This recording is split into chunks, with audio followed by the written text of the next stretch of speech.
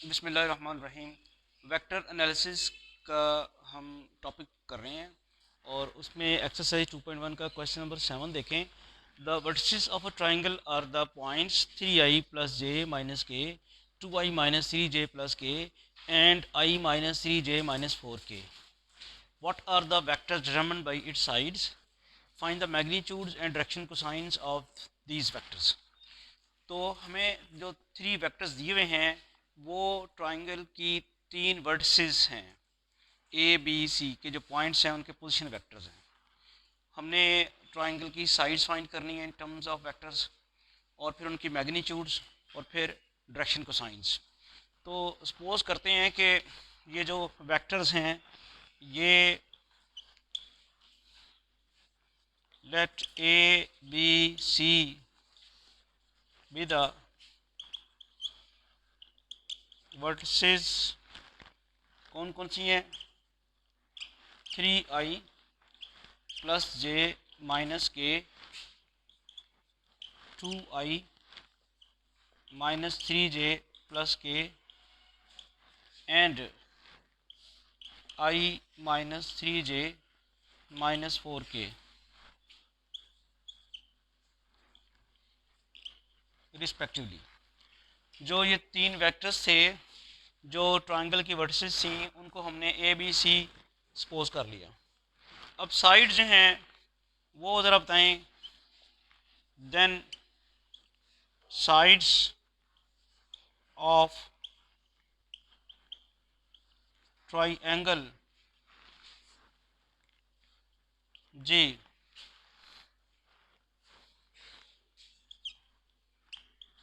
Are given by the vectors.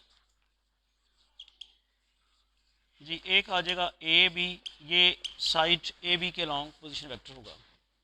इसे आप क्या कहेंगे? O B minus O A. Basically O B जो है हमारे पास वो ये है, I minus 3j minus 4k। नहीं, ये तो सी था ना, ये तो वेक्टर सी था। ओ बी जो है बी का पोजीशन वेक्टर वो ये है, 2i माइनस 3j प्लस के, और ए क्या है? 3i प्लस जे माइनस के। ओ बी माइनस ओ ए, ये क्या बन जाएगा? 2i माइनस 3j प्लस के minus 3i minus J plus के। 2i माइनस 3i क्या बनता है? माइनस आई, माइनस 3j और माइनस 3j माइनस 6j, और k प्लस के।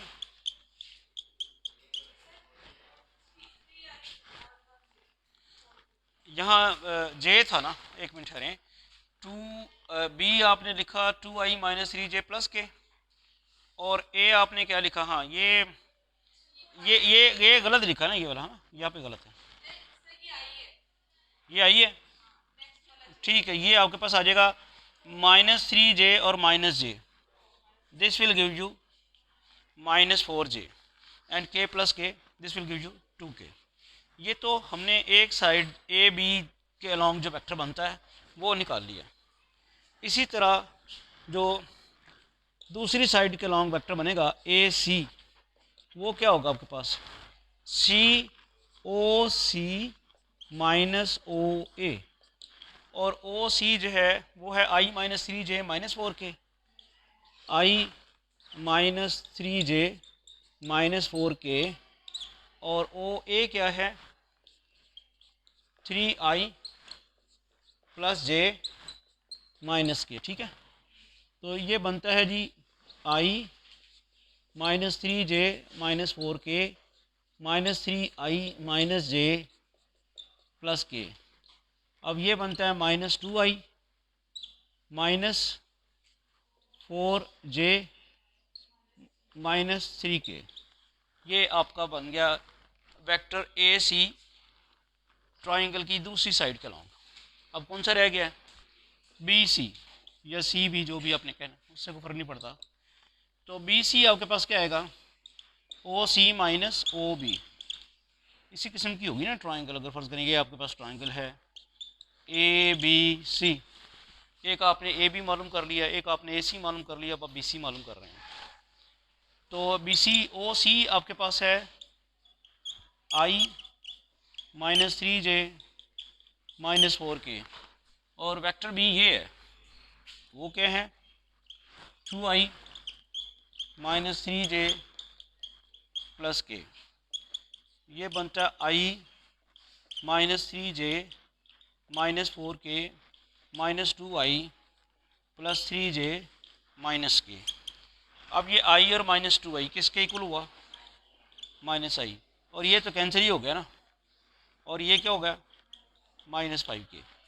क्वेश्चन का एक पार्ट हमने सॉल्व कर लिया, जिसमें उसने कहा था वेक्टर्स अलोंग द साइड्स मालूम करें। अब इन साइड्स की मैग्नीट्यूड्स मालूम करनी है। तो वो कैसे मालूम करनी है, वेक्टर ए बी की मैग्नीट्यूड मालूम करें। वेक्टर ए बी आपने मालूम किया हुआ है माइनस आई unit vector minus 4j unit vector plus 2k unit vector, इसकी मैग्नीट्यूड मालूम करनी है।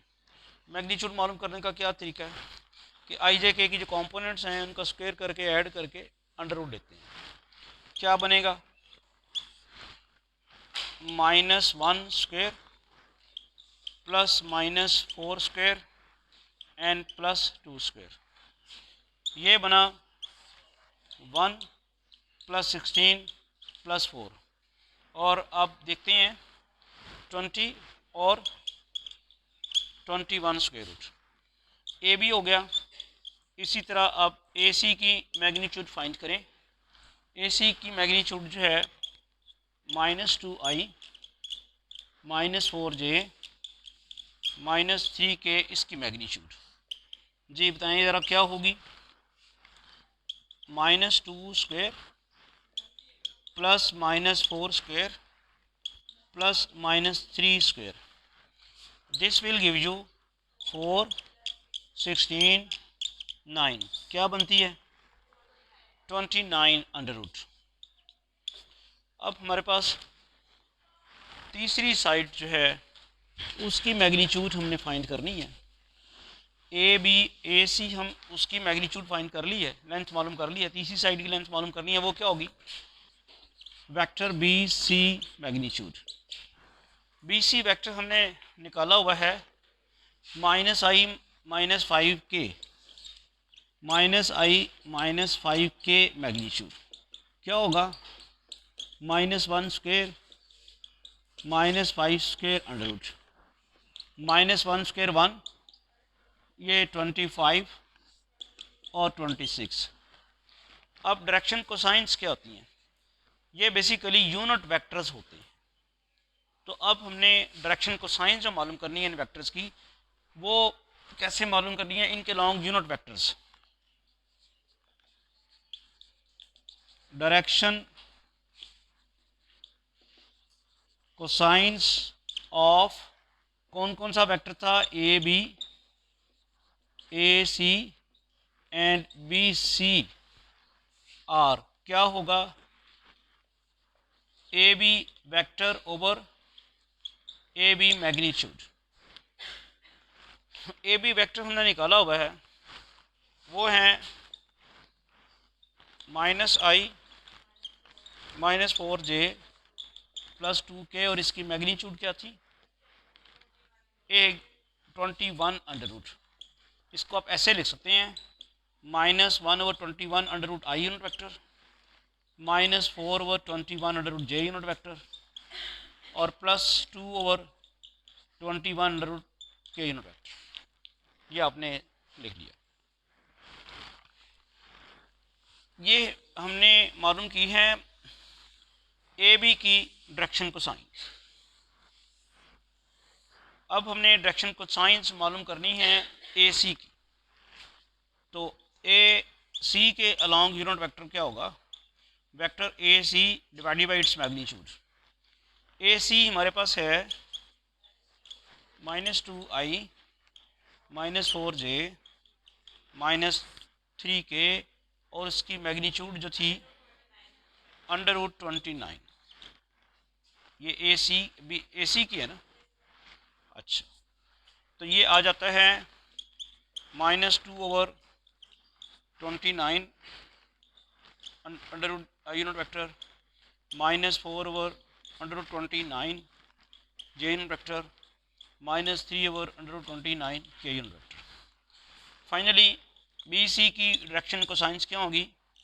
Vector B C over its magnitude. Vector B C तो मुझे नज़र आ रहा है -i -5k और इसकी मैग्नीट्यूड क्या थी? √26 -1/√26i -5/√26k। तो ये कंप्लीट सॉल्यूशन था इस क्वेश्चन का। वेक्टर ट्राइंगल की वर्टिसेस दी हुई थी, उनकी साइड्स के लॉन्ग वेक्टर्स भी मालूम कर लिए और उनकी डायरेक्शन को साइंस भी फाइंड कर ली।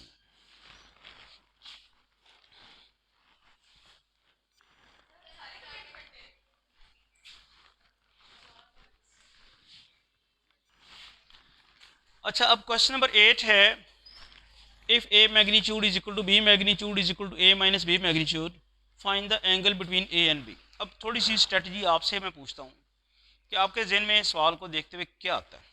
दो चीज़ें हैं क्वेश्चन में।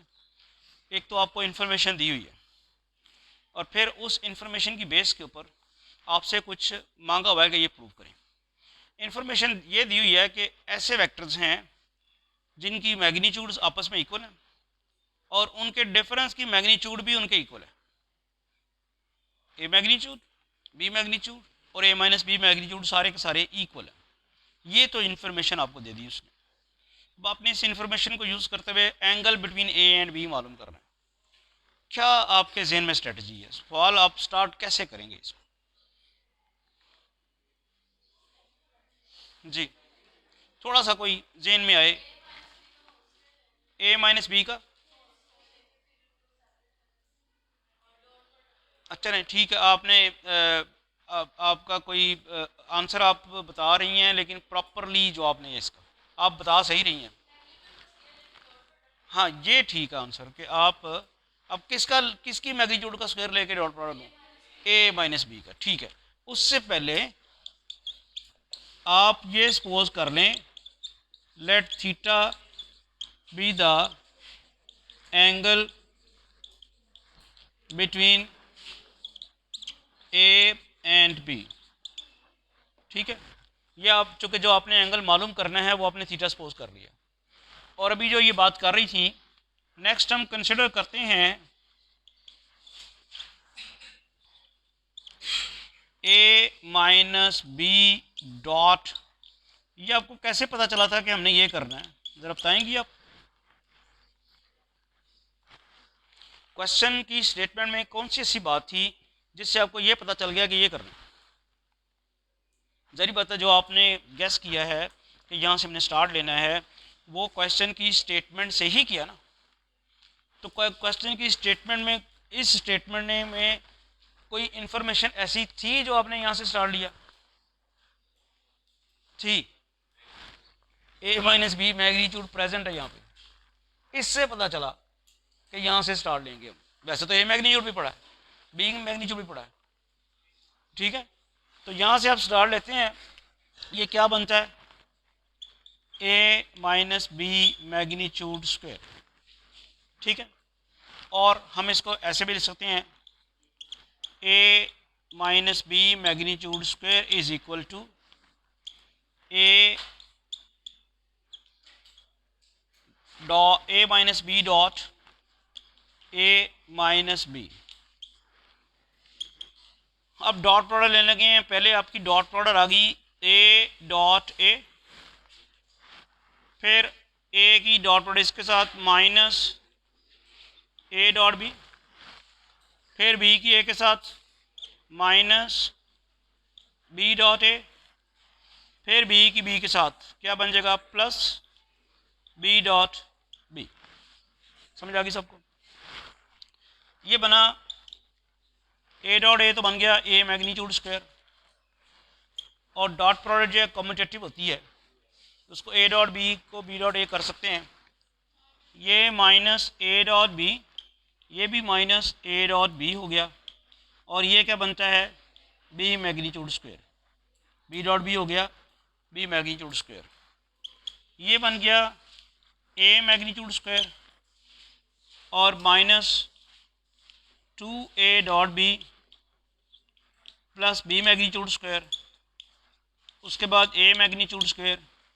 ये 2a डॉट बी किसके बराबर आएगा, ए मैग्नीट्यूड बी मैग्नीट्यूड, और मैंने पहले से अज्यूम कर लिया हुआ है इनके दरमियान एंगल जो है वो थीटा, तो ये आ गया cos theta plus b magnitude square. Clear, ठीक है। अच्छा, अब जो इन्फॉर्मेशन दी हुई है उसने सारी की सारी मैग्नीट्यूड्स बराबर रखी हुई हैं, तो हम यानी बी मैग्नीट्यूड की जगह भी ए मैग्नीट्यूड लगा देंगे और ए माइनस बी मैग्नीट्यूड की जगह भी ए मैग्नीट्यूड लगा देंगे। तो मैं वही अब करने लगा। लेफ्ट हैंड साइड पे मेरे पास है, क्या है जी, मेरे पास A minus B magnitude square, उसकी जगह मैं लगाने लगा हूँ A magnitude square. Right hand side पे क्या है, A magnitude square as it is, फिर माइनस 2a मैग्नीट्यूड, और बी मैग्नीट्यूड की जगह भी, ये जो बी मैग्नीट्यूड है इसकी जगह मैंने ए मैग्नीट्यूड लगा दी, साथ ही साथ कॉस थीटा, और फिर यहाँ भी ए मैग्नीट्यूड स्क्वायर। और रीज़न क्या है कि बी मैग्नीट्यूड इक्वल है ए मैग्नीट्यूड के, और ए माइनस बी मैग्नीट्यूड बी ए मैग्नीट्यूड के इक्वल है बाय द गिवन इंफॉर्मेशन।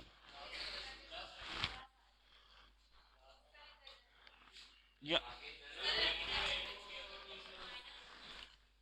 ठीक है, अब आप इसकी सिंप्लीफिकेशन करते हैं, ये तो कैंसिल हो जाता है और इधर क्या आ जाता है, इसको अगर उठा के इधर लें वो बनता है 2a magnitude square cos theta, और माइनस उसको उधर ही रहने देना ए मैग्नीट्यूड स्क्वायर। ये समझ आई बात, ए मैग्नीट्यूड क्या बन गया, ए मैग्नीट्यूड स्क्वायर, इसको उठा के लेफ्ट हैंड साइड पे ले आए सारी टर्म को, और राइट हैंड साइड पे वो अपना ए मैग्नीट्यूड स्क्वायर रह गया। इससे क्या हुआ, ये कैंसिल हुआ और 2 कॉस थीटा आ गया 1 के बराबर, कॉस थीटा आ गया 1/2, थीटा आ गया कॉस इनवर्स 1/2, किसके बराबर होता है, angle between the given vectors हमने फाइंड कर लिया, दैट इज 60 डिग्री। और इसको पाई बाई थीटा भी लिखते हैं, sorry pi by 3, theta is equal to pi by 3, चाहे आप उस फॉर्म में लिख लें डिग्री की फॉर्म में, चाहे रेडियन की फॉर्म में। हाँ जी, आप क्या कह रहे हैं कि ये ए मैग्नीट्यूड स्क्वायर कैसे बना है, भाई यहाँ देखें ना, ये लेफ्ट साइड पे ए माइनस बी मैग्नीट्यूड स्क्वायर है, यही मैंने लिखना था यहाँ पे ए माइनस बी मैग्नीट्यूड स्क्वायर, लेकिन ए माइनस बी मैग्नीट्यूड जो गिवन इन्फॉर्मेशन है वो ए मैग्नीट्यूड के भी इक्वल है, बी मैग्नीट्यूड के भी इक्वल है, तो मैंने ए मैग्नीट्यूड के बराबर लिख दिया उसको, A minus B magnitude A magnitude के इक्वल है। तो यहाँ जो ए माइनस बी मैग्नीट्यूड का स्क्वायर आना था उसकी जगह मैंने लिख दिया ए मैग्नीट्यूड स्क्वायर। अब आपका दूसरा सवाल है ये कटा कैसे है, इसका जवाब आप खुद ही बनाएं। ये इधर आएगा तो माइनस ए मैग्नीट्यूड स्क्वायर हो जाएगा और वो कट जाएगा, ठीक है।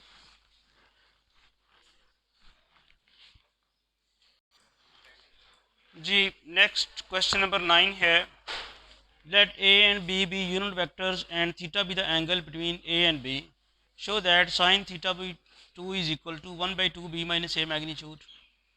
पंजाब यूनिवर्सिटी में बीएस मैथ में 2015 में ये क्वेश्चन पेपर पूछा गया, क्वेश्चन पेपर में आया था सवाल। इसी तरह बीए बीएससी के 2013 के क्वेश्चन पेपर में भी ये सवाल आया हुआ है, इसके अलावा भी किसी और जगह भी आया होगा। तो सॉल्यूशन में आपको गैस फिर मिल रहा होगा बी माइनस ए मैग्नीट्यूड जहाँ पे है, तो आप इसको क्या लिखेंगे, बी माइनस ए मैग्नीट्यूड स्क्वायर किसके बराबर होगी? B minus A dot B minus A. अब इसकी अगर हम डॉट प्रोडक्ट लें, B dot B minus B dot A minus A dot B plus A dot A, ये तो डॉट प्रोडक्ट ले लिया आपने। इसके बाद क्या बना? बी मैग्नीट्यूड स्क्वायर, इसे हम लिख सकते हैं माइनस ए डॉट बी, इसे भी माइनस ए डॉट बी, और ये क्या बना? ए मैग्नीट्यूड स्क्वायर। बी का बारे में आपको बता दिया गया है कि यूनिट वेक्टर है, यूनिट वेक्टर की मैग्नीट्यूड 1 होती है, तो 1 स्क्वायर। यहाँ क्या लिखेंगे आप? A magnitude B magnitude cos theta. अगर आप एक स्टेप और स्किप मैंने कर दिया, कैसे भला? माइनस ए डॉट बी, माइनस ए डॉट बी क्या बन जाएगा? माइनस 2a डॉट बी, वो लिख ही लेते हैं, बाद में बच्चों को कुछ इशू होते हैं। तो ये आ गया जी 1 square minus 2a dot b, और यहाँ भी चूँकि ए मैग्नीट्यूड जो ए भी यूनिट वेक्टर है उसकी मैग्नीट्यूड भी 1 होगी। ये 1 स्क्वायर 1 हुआ minus 2 A magnitude B magnitude cos theta plus 1, ये 1 और ये 1 मिलके क्या बनता है? 2। यहाँ भी वही सिनेरियो है, A magnitude 1 B magnitude 1 cos theta, ठीक है। अब ये अभी तक आपके पास जो लेफ्ट हैंड साइड है वो है बी माइनस ए मैग्नीट्यूड स्क्वायर, ये आ गया 2 कॉमन ले लें आप, 1 माइनस कॉस थीटा। तो 1 माइनस कॉस थीटा किसके बराबर होता है? 2 sine square theta by 2, this will be 4 sine square theta by 2, and keep in mind this is equal to b minus a magnitude square. Now if we take square root on both sides, we will get the result b minus a magnitude is equal to 2 sin theta by 2। और हमने साबित क्या करना था? इसको आप ले सकते हैं 1/2 b magnitude minus a magnitude is equal to sine theta by 2, और sine theta by 2 is equal to 1/2। ये जो आपकी प्रेजेंटेशन है क्वेश्चन को सॉल्व करने की, उस बड़ी इंपॉर्टेंट है। यहाँ हमारे पास तो बोर्ड है ना, तो हम कोई उसका ख्याल नहीं करते, लिखते जाते हैं और स्पेस कम हो जाए तो उसे रब कर देते हैं। अब आपको पता है कि बोर्ड के एग्ज़ाम्स में भी और यूनिवर्सिटी के एग्ज़ाम्स में भी आपको एक्स्ट्रा शीट्स नहीं मिलती, तो जो शीट्स वो प्रोवाइड करते हैं उसी स्पेस के ऊपर आपने क्वेश्चन सॉल्व करने थे। इसलिए अननेसेसरी स्पेस आप ज़ाया ना किया करें और प्लानिंग कर लिया करें कि किस तरह आपने क्वेश्चन सॉल्व करना है। उसके लिए मैं बच्चों को कहा करता हूँ कि जिस फॉर्मेट में आपने क्वेश्चन वहाँ जाके सॉल्व करना होता है ना, जो आंसर शीट्स आपको जिस फॉर्मेट में मिलती हैं, उस तरह की आप पेजेस लेके तो अपने नोट्स जो बना रहे होते हैं उसमें उस तरह लिखा करें, ताकि आपको लिखना आ जाए कि आपने कहीं लाइन लगानी है, कहीं आपने पेज को डिवाइड करना है 2 पार्ट्स में, कहीं नहीं करना। तो ये आपकी प्रैक्टिस हो जाएगी, तो वहाँ आप बड़ी आसानी से कर सकेंगे। वहाँ मैंने देखा कि अक्सर बच्चे जो हैं खुला खुला लिख के, तो उसके बाद वो सारी स्पेस ख़त्म हो जाती है, तो क्वेश्चन अभी उनके पड़े होते हैं। तो ये प्रैक्टिस अभी करें। मैं आपके देख रहा हूँ कि यहाँ पे जो रजिस्टर्स हैं ये दिखाइए ज़रा। ये जो रजिस्टर है ये लैंडस्केप है। आप अगर इस फॉर्मेट पे लेके अपने नोट्स बनाते हैं तो बीएससी में भी लैंडस्केप आती है शीट, तो वो ज़रा ज़्यादा बेहतर रहेगी आपकी। ये जो आप रजिस्टर ये वाला जो यूज़ कर रहे हैं, चूँकि आंसर शीट इस तरह की आपको नहीं मिलनी, तो लिहाजा आपको फिर लिखने का जो फॉर्मेट है वो प्रैक्टिस नहीं होती। तो ये भी चलते चलते मैंने आपको बता दिया कि ये इसको इस तरह करें आप।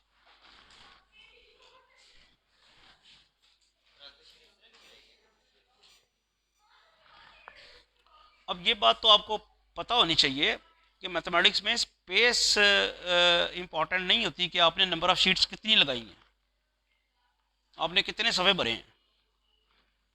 तो आपके जो स्टेप्स हैं, जो आपने ज़रूरी स्टेप्स क्वेश्चन को सॉल्व करने के लिए करने थे, वो अगर कम स्पेस में भी आपने कर लिए हैं तो मार्क्स पूरे मिल जाएंगे।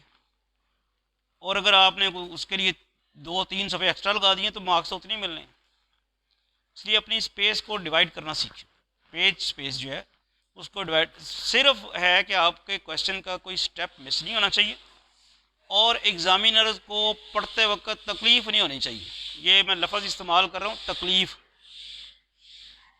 अगर आपने ऐसा प्रेजेंट किया हुआ है जो कि समझ नहीं आ रहा और एग्ज़ामिनर को पढ़ते वक्त तकलीफ़ हो रही है, तो फिर वो आपको भी तकलीफ़ पहुँचाएगा।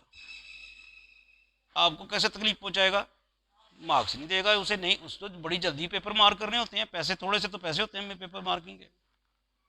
तो ये है कि अब आप मुझे भी कभी इत्तेफाक हुआ पेपर मार्क करने का, तो होता क्या है, आपकी प्रेजेंटेशन इस तरह की होती है कि आपके क्वेश्चन को ढूंढ ढूंढ के देखना पड़ता है कि भी कहाँ से जाके इसने ठीक किया हुआ है तो मैं नंबर दूं। तो ऐसा कौन करे भाई, एक ही सवाल तो नहीं चेक करना। अगर ऐसी प्रेजेंटेशन हो आपकी कि वहां तलाश करना पड़े कि कहाँ से इसने ठीक किया हुआ है, तो फिर उसका नुकसान तो आपको ही होगा ना। और वो आप जो अच्छी प्रेजेंटेशन सिर्फ एक ही सूरत में कर सकते हैं अगर आप प्रैक्टिस करें। वहाँ होता कि आपने इंटर में देखा मैथमेटिक्स में कि आप सवाल शुरू करते हैं और ख़त्म नहीं होता।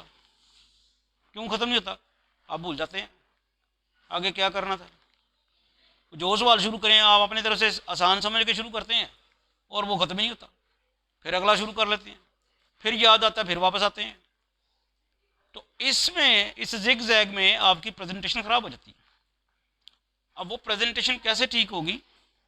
अगर आप यहाँ पे प्रैक्टिस करें, इस वक्त आपके पास टाइम है, जो आप क्वेश्चंस कर रहे हैं उनका कॉन्सेप्ट भी क्लियर करें और उनकी प्रेजेंटेशन भी करें नोट्स बनाते वक्त। फिर जाके आपको पता चलेगा कि वहाँ कैसे सवाल तो शुरू करते ही उसकी स्टेटमेंट पढ़ते ही आपको उसका जो जिस तरह लाया अमल जिसे कहते हैं, कि स्ट्रेटजी जिसे कहते हैं कि किस तरह सॉल्व करना है, वो आपके जहन में आ जानी चाहिए। अगर वो नहीं आती तो फिर प्रॉब्लम होगी। नेक्स्ट क्वेश्चन क्या है? नेक्स्ट क्वेश्चन नंबर 10 है। इसकी मैंने अब पूरी स्टेटमेंट नहीं लिखी, आप बुक से देख लें। क्या है प्रूव करना है कि prove that these are the vertices of a right isosceles triangle. Right से क्या मुराद है? एक तो आपने साबित करना है कि ये राइट एंगल ट्राइंगल है, एक एंगल 90 का है। दूसरा, सोशल ट्राइंगल से क्या मुराद है? दो साइड्स इक्वल हैं। तो हमें फिर वही करना है कि जो ट्राइंगल है इसकी तीनों साइड्स की मैग्नीट्यूड्स फाइंड करनी है, साइड्स मालूम करनी है। यानी 3 साइड्स के अलॉन्ग जो वेक्टर्स हैं उनकी हमने मैग्नीट्यूड्स फाइंड करनी है। तो जल्दी से क्वेश्चन सॉल्व करते हैं। ए बी ज़रा बताइएगा क्या होगा? ओ बी माइनस ओ ए, और मैं इसको वेक्टर में लिखने के बगैर ही 1 1 1 माइनस 1 0 1, ठीक हो गया। ये क्या बना? 1 माइनस 1 0, 1 माइनस 0 1, 1 माइनस 1 0। और अब आप साथ ही साथ ये इस साइड की लेंथ भी फाइंड कर लें। वो क्या हो जाएगी? 0 square plus 1 square plus 0 square under root, और ये आ जाएगा 1 स्क्वायर अंडर रूट, और ये आ जाएगा 1। दूसरी आपने मालूम करनी है ए सी। ए सी किसके बराबर है? ओ सी माइनस ओ ए। ओ सी क्या है? 1 1 0। ओ ए क्या है? 1 0 1। ये बनता है 1 माइनस 1 0, 1 माइनस 0 1, 0 माइनस 1। और इसकी भी साइड लेंथ आप मालूम कर लेते हैं इसकी मैग्नीट्यूड लेके जी, 1 प्लस 1 अंडर रूट, और ये क्या बनता है? Under root 2। फाइनली तीसरी साइड रहेगी हमारे पास, वो है बी सी। बी सी आएगा ओ सी माइनस ओ बी। ओ सी क्या है? 1 1 0 माइनस बी क्या है? 1 1 1 1 1। जी क्या बना? 1 माइनस 1 0, 1 माइनस 1 0, 0 माइनस 1 माइनस 1। और बी सी की मैग्नीट्यूड किसके बराबर आई, वो 0 + 0 + -1 स्क्वायर और ये आ गया 1। ठीक है, तो आइसोसेलेस ट्रायंगल तो साबित हो गई, दो साइड्स की मैग्नीट्यूड सेम आ गई, और अब रह गया राइट एंगल ट्रायंगल साबित करना। तो राइट एंगल ट्रायंगल में अगर आप इसमें पाइथागोरस थ्योरम अप्लाई कर दें, हो जाए सेटिस्फाई, तो वो भी हो जाए, वो भी हो जाएगी, वो भी हो जाता है। कैसे हो जाता है, ये ए बी मैग्नीट्यूड स्क्वायर लें अगर, plus B C magnitude square लें, किसके बराबर आता है, 1 स्क्वायर + 1 स्क्वायर, वो किसके बराबर आता है, 1 + 1 2, और वो आता है आपके पास ए सी मैग्नीट्यूड स्क्वायर। तो पाइथागोरस थ्योरम सेटिस्फाई हो गया। इसका मतलब क्या हो गया कि triangle A B C right angle triangle है। क्लियर होगी बात, दोनों चीज़ें हमने साबित करनी है। राइट आइसोसेलेस ट्रायंगल हमने साबित करनी थी, तो आइसोसेलेस इस तरह हो गई कि दो साइड्स की लेंथ बराबर आ गई, और राइट एंगल ट्रायंगल किस तरह होगी कि पाइथागोरस थ्योरम सेटिस्फाई हो गया। हाँ जी, कितना टाइम रह गया और, ओके, अब इस लेक्चर को यहीं वाइंड अप करते हैं। कल हम इंशाल्लाह नेक्स्ट क्वेश्चन सॉल्व करेंगे। Thank you.